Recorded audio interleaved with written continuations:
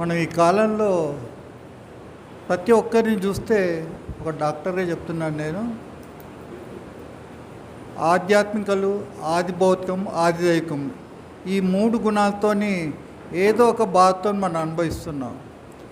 ఈ బాధను నిర్మూలించడానికి ఏదో ఒక ఉపాయం ఉండాలి. కొందరు డాక్టర్ దగ్గర పోతారు, కొందరు వేరే దగ్గర పోతారు నిర్మించడానికి. కానీ మనం యోగులు లాంటి మనమే దాన్ని కంట్రోల్ చేయడానికి మనలోనే సర్వశక్తులు ఉన్నాయి. ఆ మూల స్థానాన్ని ఎప్పుడైతే మనం లోపల గ్రహిస్తామో మనమే ఆత్మస్వరూపులవుతాం, సమస్త రోగాలకు అతీతంగా ఉంటాం. అంటే గ్రంథి త్రయఛేదన ఎప్పుడైతే మనం సమిష్టిగా పర్ఫెక్ట్గా ఉంటామో అది మీకు కొద్దిగా వివరణ చేసి చెప్తాను. మనలో ఉన్న చక్రాలు ఏవైతే ఉన్నాయో మూలాధారం, స్వాధిష్టానం, మణిపూరకం, అనాహతం, విశుద్ధం, ఆగ్నేయం, సహస్రారం. ఈ షట్చక్రాలు ఎప్పుడైతే యాక్టివేట్ చేస్తూ సమస్త రోగాలను మనం జయించవచ్చు. ఫస్ట్ మూలాధార చక్రం ఎప్పుడైతే యాక్టివేట్ అవుతుందో ఈ గోనాడ్స్ అనేవి ఏవైతే ఉన్నాయో మేల్స్లో టెస్టిస్ అంటారు, లేడీస్లో ఓవరీస్ అంటారు. ఇవి ఎప్పుడైతే మూలాధార చక్రాన్ని యాక్టివేట్ అవుతామో ఈ ఓవరీస్, గోనాడ్స్ సంబంధించిన రోగాలు ఏవైతే ఉన్నాయో లేడీస్ చూసుకున్నా యూట్రస్ గర్భసంచి వ్యాధులు కానీ, తర్వాత ఈ బాగా డిస్ఫంక్షనల్ యూట్రైన్ బ్లీడింగ్, గర్భస్రావం కానీ అతీతంగా ఉంటుంది చాలామందికి. మేల్స్లో వచ్చేసి చూస్తే టెస్టికల్ డిసీజ్, హైడ్రోసిల్ కానీ, హార్మోనల్ డిసీజ్ కానీ ఇవన్నీ మనం కంట్రోల్ చేయొచ్చు. ఎప్పుడు మూలాధార చక్రాన్ని ఎప్పుడైతే యాక్టివేట్ చేస్తామో ఈ గొనాడ్స్ సంబంధించిన రోగాలను మనం కంప్లీట్గా నిర్మూలించవచ్చు. నెక్స్ట్ స్వాధిష్టాన చక్రం. ఈ స్వాధిష్టాన చక్రం ఎప్పుడైతే యాక్టివేట్ చేస్తామో ఈ ఎడ్రినల్ గ్లాండ్ ఏదైతే ఉందో కిడ్నీ పైన ఉంటుంది. ఎడ్రినల్ గ్లాండ్ రెండు ఉంటాయి, లెఫ్ట్ రైట్. ఈ ఎడ్రినల్ గ్లాండ్ ఎప్పుడైతే యాక్టివేట్ అవుతుందో ఈ కిడ్నీకి సంబంధించిన రోగాలు ఏమన్నా చాలా ఉన్నాయి. కిడ్నీకి సంబంధించినవి నెఫ్రాటిక్ సిండ్రోమ్ అని, గ్లోమరులర్ నెఫ్రైటిస్ అని, తర్వాత ఈ కార్సినోమా ఆఫ్ కిడ్నీ డిసీజ్ అని, తర్వాత హైడ్రోనెఫ్రోసిస్ అని ఈ రోగాలు మనం కంప్లీట్గా నిర్మూలించవచ్చు. చాలామంది చూస్తాం మనం ఒక ఏజ్ అబౌట్ 40, 30, 45, 50 ఇయర్స్ ఉండే చాలామంది కిడ్నీతో బాధపడుతుంటారు. కారణం ఈ స్వాధిష్టాన చక్రం అయితే యాక్టివేట్ లేదో దానికి అది కారణం అవుతుంది. ఎప్పుడైతే ఈ స్వాధిష్టాన చక్రం యాక్టివేట్ అవుతుందో ఈ ఎడ్రినల్ గ్లాండ్ ఎప్పుడైతే యాక్టివేట్ అవుతుందో కిడ్నీకి సంబంధించిన సమస్త జబ్బులు మనం నిర్మూలించవచ్చు. నెక్స్ట్ స్వాధిష్టానం అయిన తర్వాత మణిపూరక చక్రం. ఈ మణిపూరక చక్రం ఎప్పుడైతే యాక్టివేట్ చేస్తామో ప్యాంక్రియాస్ అనే గ్లాండ్ సంబంధించిన జబ్బులని మనం కంట్రోల్ చేయొచ్చు. మెయిన్లీ డయాబెటీస్, షుగర్ వ్యాధి. చాలామంది చూస్తున్నాం 100కి 90 మంది ఈ షుగర్ వ్యాధితో బాధపడుతున్నారు. చాలామంది ఎప్పుడైతే 20 ఇయర్స్ కన్నా బిలో ఉంటే అది జువెనైల్ డయాబెటీస్ అంటాం. అది వాళ్ళు ఎప్పుడైతే జువెనైల్ డయాబెటీస్ వస్తుందో వాళ్ళు మ్యాక్సిమం 35-40 ఇయర్స్ కన్నా బతకరు. అది ఇంపాసిబుల్ అన్నట్టు.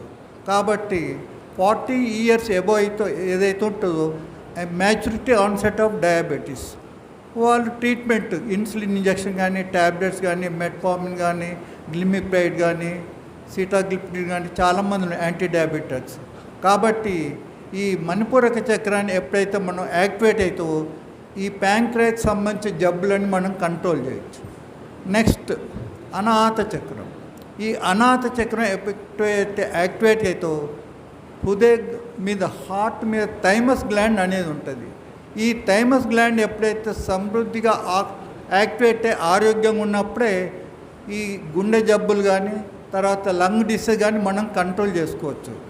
ఈ థైమస్ గ్లాండ్ ఎప్పుడైతే అజీర్తిగా ఉంటుందో, డిజార్డర్గా ఉంటుందో మీరు చూస్తున్నారు చాలామంది ఇవాళ ఎవరైతే దోస్ వారి అబౌవ్ 50-60 ఇయర్స్ ఉన్న వాళ్ళు చాలామంది గుండె జబ్బులతో బాధపడడం. హార్ట్ అటాక్ అని, కరోనరీ థ్రాంబోసిస్ అని, డిస్నియా అని, తర్వాత కార్డియక్ ఎన్లార్జ్మెంట్ అని, తర్వాత కార్డియక్ డిస్ఫంక్షన్ అని, ఎన్ని హార్ట్ డిసీజ్తో మనం బాధపడుతున్నాం. తర్వాత నెక్స్ట్ లంగ్ డిసీజ్ కూడా చాలామంది ఈవెన్ పుట్టగానే చిన్నపిల్లలకే దగ్గు, ఆయాసం, తర్వాత రాగానే వాళ్ళకి ఇంక్యుబేషన్ పీరియడ్లో పెట్టి ఆక్సిజన్ పెట్టడం చాలా చూస్తున్నాం. ఎందుకని ఈ థైమస్ గ్లాండ్కి వచ్చే జబ్బులు ఏవైతే ఉన్నాయో అది ఎప్పుడైతే థైమస్ గ్లాండ్ హెల్తీగా లేకపోవడం ఈ హార్ట్ డిసీజెస్ ఈ లంగ్ డిసీజ్ రావడానికి కారణం ఉంటుంది. నెక్స్ట్ అనాహత చక్రం తర్వాత విశుద్ధ చక్రం. ఈ విశుద్ధ చక్రం పైన ఏవైతే 6, 7, 8 సర్వైకల్ వెర్టిబ్రా ఉంటుంది. 2 to 5 సర్వైకల్ వెర్టిబ్రాలో థైరాయిడ్ గ్లాండ్ ఉంటుంది. ఈ థైరాయిడ్ గ్లాండ్ ఎప్పుడైతే ఈ డిజార్డర్ ఉన్నదనుకోండి, హైపోథైరాయిజం కానీ తర్వాత హార్మోన్స్ ఏవైతే ఉన్నాయో T3, TSH, T4 ఈ హార్మోన్స్ 3 సిక్రిషన్ అవుతాయి. కానీ ఎక్కువ తక్కువ సిక్రిషన్ ఉన్నప్పుడు థైరాయిడ్ డిసీజ్ కానీ గైటర్ డిసీజ్ కానీ రావడానికి కారణం ఉంటుంది. ఎప్పుడు ఈ థైరాయిడ్ గ్లాండ్ హెల్తీగా లేనప్పుడు, ఎప్పుడైతే ఈ విశుద్ధ చక్రాన్ని మనం యాక్టివేట్ చేస్తామో ఈ జబ్బులకు థైరాయిడ్ జబ్బులు చాలా దూరంగా ఉంటాం. నెక్స్ట్ పిట్యూటరీ గ్లాండ్, ఆగ్నేయ చక్రం. ఈ ఆగ్నేయ చక్రం ఎప్పుడైతే యాక్టివేట్ ఉంటుందో పిట్యూటరీ గ్లాండ్ సంబంధించిన జబ్బులు ఏవైతే ఉన్నాయో అవి రావు. కానీ పిట్యూటరీ గ్లాండ్ ఏంటంటే ఈ 5 హార్మోన్స్ను తర్వాత ఏది ఈస్ట్రోజన్, ఎడ్రినలిన్, థైమస్ తర్వాత థైరాయిడ్ గ్లాండ్. ఈ పిట్యూటరీ గ్లాండ్ కంప్లీట్గా ఆరోగ్యంగా ఉన్నప్పుడు ఈ కంప్లీట్గా ఈ హార్మోన్స్ అన్నీ కంట్రోల్లో ఉంటాయి. ఇది ఒక ఆయుధం అన్నట్టు, ఇది మెయిన్. ఈ మెయిన్ ఎప్పుడైతే డిజార్డర్ ఉంటుందో ఇవన్నీ డిజార్డర్లు ఉంటాయి. కాబట్టి పిట్యూటరీ గ్లాండ్ ఎప్పుడైతే యాక్టివేట్ అవుతుందో మన ఈ సమస్త జబ్బులు మనం కంట్రోల్ చేయొచ్చు. నెక్స్ట్ ఉన్న సహస్రార చక్రం, అదే ఆత్మస్థానం. అది ఇక మనకు మీకు అంతా తెలిసే ఉంటుంది.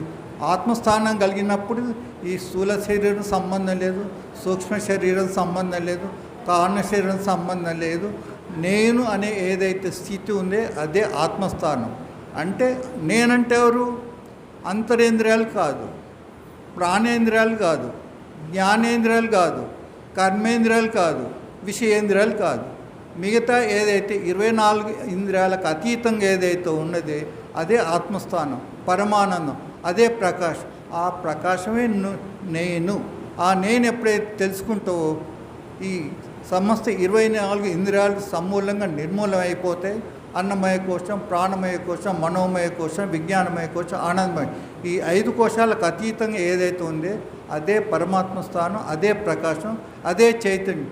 ఆ చైతన్యం ఎప్పుడైతే నువ్వు దర్శించుతావో సమస్త ప్రాణకోటి బ్రహ్మాండానికి మొత్తం అదే మూలం. కాబట్టి అది తెలుసుకున్నప్పుడే ఈ విశ్వాన్ని మనం జయించవచ్చు. ఇంకొకటి కందార్థాలనే చెప్తారు, ముడిబడి కర్మము జ్ఞానము తెలియక విశ్వమననే గడి అయిన నిల్వలేక కల్లైపోవన్. కడివేడుకు గడి అయిన కల్లైపోవన్. ఎప్పుడైతే కర్మము జ్ఞానము ఈ ముడిబడిందో విశ్వం అనేది తయారవుతుంది. విశ్వం అంటే ఈ బ్రహ్మాండం. ఈ ప్రాణము మనస్సు ఎప్పుడైతే కర్మము జ్ఞానం విడిపోయిందో అప్పుడే బయలు అనేది ఉంటుంది. ఈ 2 కలిసేంత వరకు నేను అనే భావన, తర్వాత ఇంద్రియ భావన, శరీర భావన, శరీరం యొక్క అభిమానం ఉంటుంది. ఈ తర్వాత ఈ కర్మము జ్ఞానం ఎప్పుడైతే ముడి విడబడుతుందో ఇక్కడే నాళ్ళ ముడి అనేది ఉంటుంది, లెఫ్ట్ ఐ దగ్గర ఈ పైన ఉంటుంది. అదే అక్కడే ముడి ఎప్పుడైతే కర్మ జ్ఞానం విడిపోతుందో అదే బయలు. బయలు అంటే పరిపూర్ణం, అదే ఆత్మస్థానం. ఈ కర్మము జ్ఞానం ప్రతి మానవుడి కర్మము జ్ఞానం ముడిపడి చిక్కుకుంటాడు. అప్పుడే ఈ శరీరం అనేది నేను, నాది, నా సంసారం తెలుసు. ఈ 2 ఎప్పుడైతే విడిపోతాయో అప్పుడే బయలు అనేది దర్శనం అవుతాయి. ఆ దర్శనమే పరిపూర్ణం. అంతవరకు మనం శ్రమించాల్సిందే, గురుపాద పద్మాలను ఆశ్రయించాల్సిందే. గురువుని ఎప్పుడైతే మనం తనువు, మనస్సు, ధనం ఎప్పుడైతే అర్పిస్తామో, తనువు అంటే స్థూల శరీరం, మనస్సు అంటే సూక్ష్మ శరీరం, ధనం అంటే కారణ శరీరం. ఈ తనువు, మనస్సు, ధనం ఈ 3 శరీరాలు ఎప్పుడైతే అర్పిస్తామో ఆ నేను అనే స్థానం ప్రత్యక్షంగా ప్రకాశమైన ఆత్మస్థానం. అప్పుడే తాను తెలుసుకుంటాడు. ఎప్పుడు గురుపాదాన్ని ఎప్పుడైతే ఆశ్రయించినప్పుడే నేను అనే జ్ఞానం, పరమాత్మ యొక్క జ్ఞానం తెలుసు. అప్పుడు గురు నాస్తి శిష్య నాస్తి. గురువు శిష్యుడు అనే భేదం లేక సమస్తం బ్రహ్మాండంలో ఐక్యమై పరమాత్మ స్వరూపం అహం బ్రహ్మాస్మి, నేనే పరబ్రహ్మ స్వరూపాన్ని. అది ఎప్పుడు గురుపాదమును ఆశ్రయించినప్పుడే ఆ స్థితి కలుగుతుంది. కావున తప్పులుంటే మన్నించగలరు. ఈ అవకాశం ఇచ్చినందుకు గురువుల గారికి, వేదికను అలిగించిన పెద్దలకు నా ద్వాదశ నమస్కారాలు తెలుపుతూ ముగిస్తున్నాను. దయతల సద్గురు ప్రభు మహారాజుకు. మరి పూర్ణానంద డాక్టర్ శ్రీ రాములు గారు మీ అందరికీ తెలుసు. వారు అపారమైనటువంటి జ్ఞానం కలిగి ఉన్నటువంటి వారు. ఎప్పుడు 10th నా కొండల్ని జాగ్రత్త MBBS థర్డ్ ఇయర్. మరి వారికి ఇంతకుముందు కూడా చెప్పాను, వారు MBBS థర్డ్ ఇయర్లో వారికి కుండల్ని జాగృతమైంది. అప్పుడే వారు ఎన్నో ఎక్స్పీరియన్స్ చేశారు. అవన్నీ కూడా ఇంతకుముందు కూడా మనకు షేర్ చేయటం అనేటువంటి జరిగింది. ఇప్పుడు వారు మనకు మంచి టాపిక్ వారు గైడ్ చేశారు.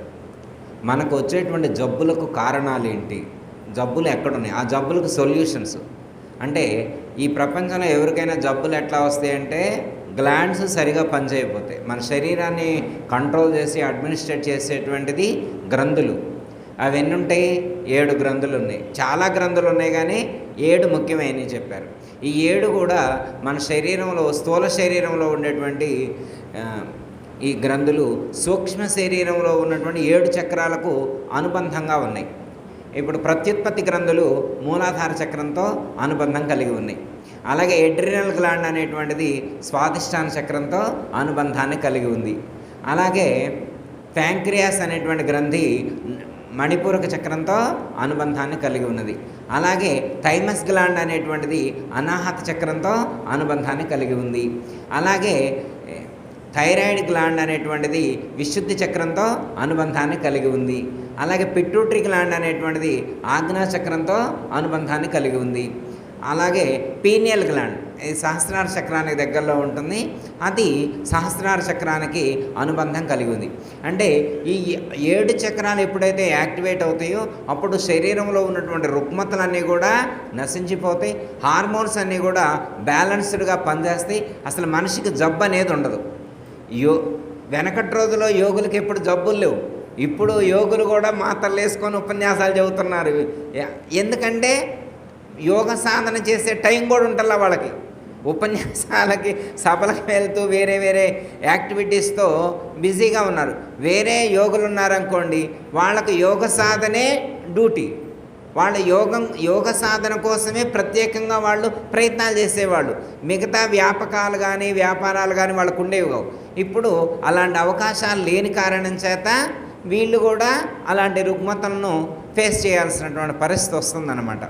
నిజంగా యోగి అయినటువంటి వాడు ఖచ్చితంగా మరి సప్తచక్ర సాధన చేసినప్పుడు, 7 చక్రాలను యాక్టివేట్ చేసుకున్నప్పుడు, 7 గ్రంథులన్నీ కూడా యాక్టివేట్ అయ్యి హార్మోన్స్ అన్నీ ఇన్బ్యాలెన్స్ అయినప్పుడు అసలు శరీరం పటిష్టవంతంగా ఉంటుంది, సమస్థితిలో ఉంటుంది, సమతుల్యంగా ఉంటుంది. చాలా చక్కగా ఆనందాన్ని పొందుతారు. వాళ్ళకి దుఃఖం అనేది తెలియదు. ఒక మాట, ఈ మధ్యనే నేను ఒక ఆయన గారు కలిశారనమాట నాకు విజయవాడలో. ఆయన ఏమని చెప్పారంటే, గురువుగారు నేను ఈ మధ్యన మారిపోయా అన్నాడు. రిటైర్మెంట్ తీసుకున్నాడు అనమాట. ఆయన గారు టీ మానేసిందంట, కాఫీ మానేసిందంట. అసలు నాన్ వెజ్ అంటే చాలా ఇష్టం అండి ఆయనకి. 2 కేజీలు పెడితే ఉడుకుతుంటేనే ఒక 1/2 కేజీ తినేవాడట, ఉడకక ముందే. అంత ఇంట్రెస్ట్ అనమాట. కానీ ఇప్పుడు మానేసిందంట, 0, అసలు కొంచెం కూడా తింటలేదనమాట. టీ మానేసిండు, కాఫీ మానేసిండు, ఎలాంటి అలవాటు లేవన్నమాట. తాగితే మజ్జిగ నిరంతరం ఇదే సాధన అనమాట. రోజుకి 7-8 సార్లు గురుగీతా పారాయణం చేస్తారు రోజుకి. ఇక గురుగీతా పారాయణం చేయకపోతే ఆయనకి ఏదో వెల్తిగా ఉంటుంది. 7-8 సార్లు చదవకపోతే ఎన్ని శ్లోకాలు? దాదాపు 300 శ్లోకాలు ఉంటాయి కదా. 300 శ్లోకాలు ఉన్నటువంటి గురుగీతని 7-8 సార్లు చదువుతున్నాడంటే మీరు ఆలోచించండి. మరి గురుమాల మంత్రం ఎన్ని మాల తిప్పుతారో అసలు లెక్కే లేదు. నిరంతరం సోహం ధ్యానంతో ఉంటాడు. ఇప్పుడు ఆయన ఏమంటున్నారంటే, గురువుగారు నా శరీరం నా కంట్రోల్లో ఉంది, నా ఇంద్రియాలు నా కంట్రోల్లో ఉన్నాయి, నా మనసు నా కంట్రోల్లో ఉన్నాయి, నేను ఏది చెబితే అది వింటున్నాయి. అంటే ఏం మార్పు వచ్చిందని తెలుసుకోవాలి కదా. ఏం మార్పు వచ్చిందని అన్న, నేను ఈరోజు అన్నం పెట్టకపోతే నువ్వు అన్నం ఎందుకు పెట్టలేదని నా బాడీ అడగదన్నాడు. ఓ 2 రోజులు నిద్రపోలేదనుకో, నువ్వెందుకు నా శరీరాన్ని నిద్రపోతలేదని శరీరం అడగదట. ఆయన నిద్రపోయినా ఒకటే, నిద్రపోయినా ప్రాబ్లం లేదు, ఆహారం పెట్టినా ఓకే, పెట్టకపోయినా ఓకే. ఇది కదా యోగి యొక్క లక్షణం. అంటే యోగులు అంటే ఎలా కదా ఉండాల్సింది, అంటే మనం అందరం ఉన్నవా లేవా అన్నది కదా, యోగులు అలా ఉండాలి. ప్రత్యక్షంగా ప్రాక్టికల్గా ఆయన గారు ఉన్నారు, మీకు కావాలంటే నెంబర్ కూడా వస్తే కనుక్కోండి. ఓకే. మరి రాములు గురువు గారు చాలా చక్కగా మనకి అర్థమయ్యేటువంటి ఒక అంశాన్ని సూచించారు. ధన్యవాదాలు. అందరికీ జై గురు. మరిన్ని ఆధ్యాత్మిక రహస్యాల కోసం అచల బోధ, ఆత్మబోధ, భగవద్గీత, అలాగే పండుగల్లో దాగిన అర్థాలు, అంతరార్థాల కోసం మరియు యోగము, ధ్యానము మొదలైన అనేక ఆధ్యాత్మిక తెలుగు ప్రవచనాల కోసం క్రింద ఉన్నటువంటి రెడ్ కలర్ సబ్స్క్రైబ్ బటన్ను క్లిక్ చేయండి. అలాగే ప్రక్కనే ఉన్నటువంటి గంట సింబల్ను నొక్కండి. అలాగే ఈ వీడియో మీకు నచ్చినట్లయితే లైక్ చేయండి మరియు షేర్ చేయండి. జై గురు.